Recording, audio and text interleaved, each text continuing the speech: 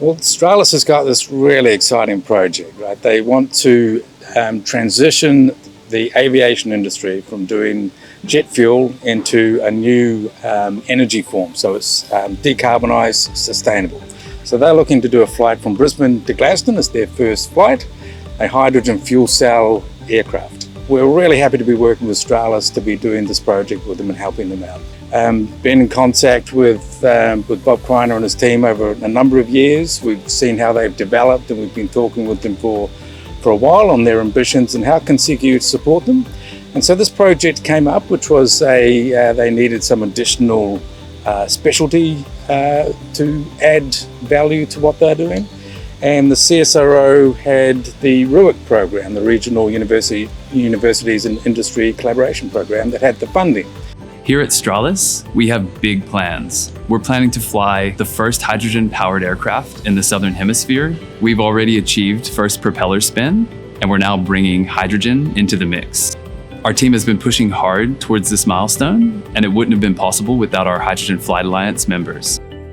So hydrogen becomes the fuel, so it's replacing the jet fuel. So jet fuel is kerosene. So we need to replace that so we don't have the CO2 emissions. So hydrogen is the cleaner fuel. So the hydrogen as a liquid hydrogen form in the tanks on the aircraft will be supplied to a fuel cell. The fuel cell converts hydrogen to power that's driving the propellers. This fuel cell is very sensitive to temperature. So we need the temperature not to be too hot or too cold. If it's too hot, it degrades quickly.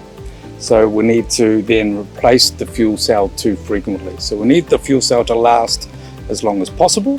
So we need to keep its maximum, its high temperature under a certain temperature value. And we don't want it too cold. If it's too cold, it doesn't produce as much power. And then the aircraft isn't going to fly very well. So there's this sweet spot in its temperature, just like we as humans like a sweet spot in our temperature, so do fuel cells. So that's what the cooling system and cooling management system that Dr. Michael Oppolot is designing for Stralis is all about. It's to control the temperature in its sweet spot. So Dr. Michael Oppolot is one of our fantastic early career researchers. He's got great knowledge and background in what we call thermal temperature exchange processes. So that's chemical engineering.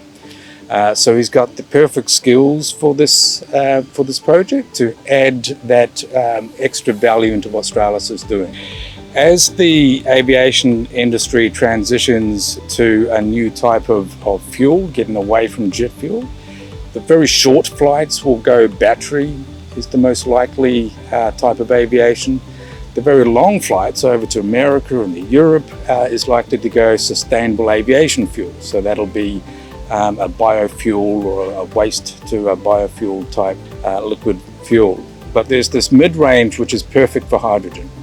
So it's too far for batteries, and it's a lot more sustainable and better for the environment being hydrogen because it's so much cleaner. So this year is a really important year to turn all those early designs and feasibility studies that have been done over the last few years to being really concrete, deliverable outcomes. So the investment being turned into actual infrastructure and outcomes. So for Stralis, that means the first flight from Brisbane to Gladstone.